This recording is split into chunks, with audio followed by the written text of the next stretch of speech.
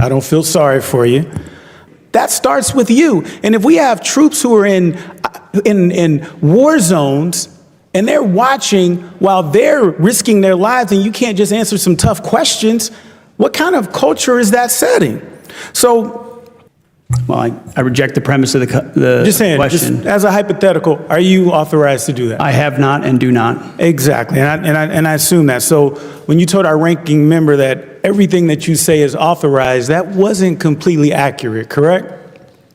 Whose life is on the line, so. Our budget commits to robust military housing and barracks up. Do you believe military children deserve a strong education? With American troops stationed around the world facing real dangers, the congressman raised pressing concerns, not just about military operations overseas, but also about how decisions are being made here at home in Washington. At the center of this clash was a simple but powerful idea.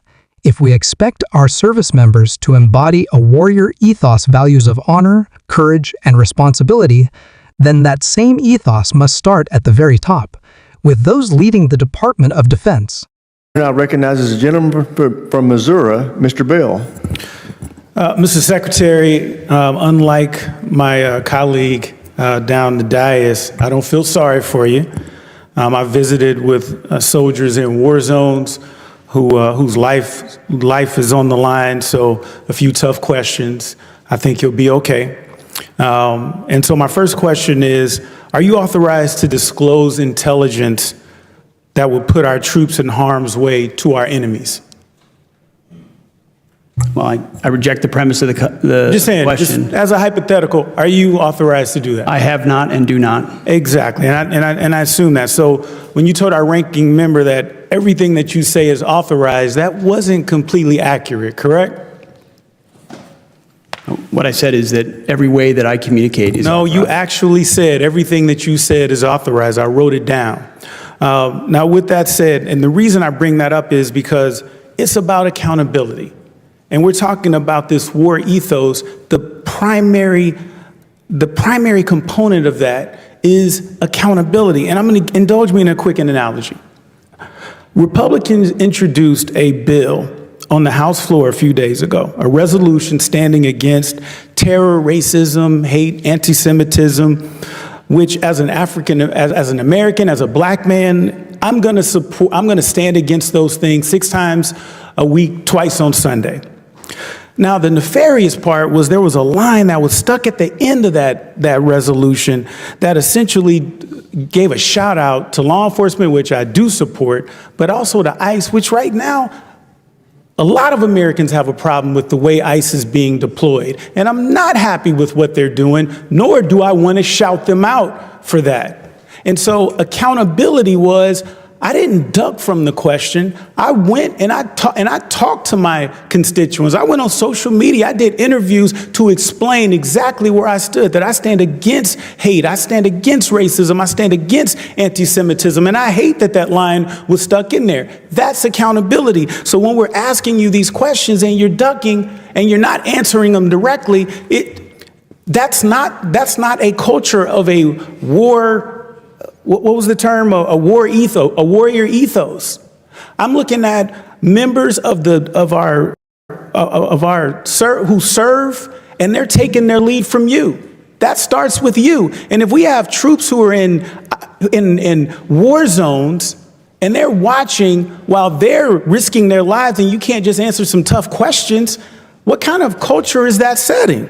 So, as a prosecutor, when I think about what's happening in California and around the country with ICE, it's not only dangerous and unconstitutional, but it raises serious public safety concerns because we have people with masks that are going around saying that they're ICE, and we've had reports of that, saying that they're ICE and committing crimes. And that's a big problem. But it gets me back to the point of the accountability piece. So, for example, do you believe quality military housing is important? Yes or no? And just keep your mic on for time because I don't only have a minute left. Our budget commits to robust military housing and barracks up. Do you believe military children deserve a strong education? Our budget funds strong education, and we hope more educational choices for military. Love it. Is it a priority to provide real, reliable care to our veterans? This confrontation didn't shy away from tough topics.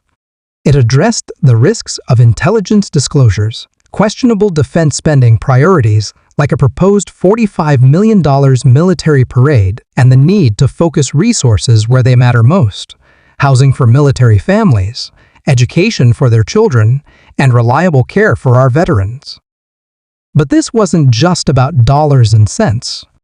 It was about trust, leadership, and the kind of example being set for our armed forces. The congressman even connected this theme of accountability to domestic issues, including controversial actions by ICE and concerns about impersonators exploiting the agency's name to commit crimes. In an era where American national security depends not just on military strength, but also on public trust in leadership, this fiery exchange reminds us that leadership without accountability is hollow, and that symbolic gestures mean nothing if the real needs of our troops are neglected. Of course. So, Mr. Secretary, we have a problem here because your answers don't match your budget priorities. You said your mission is to restore this warrior ethos and that threats we face are serious, but so must our investments. So when we think of, for example, a $45 million parade, I can think of 45 million things we could do more effectively with $45 million than a parade, such as the things that I mentioned: military housing, military children's education, providing reliable care for our veterans. All of these things would be higher on the priority than a parade. And so the parade, and when we talk about showing strength, we're not talking about theater. We're not talking about showmanship. We're talking about things that actually make our military more lethal and keeps us safer. And so what I'm saying is that in my limited time left is accountability does matter, and this body cares about what our military is doing, because we care about national security, and we all take it very seriously. Gentleman's time has expired.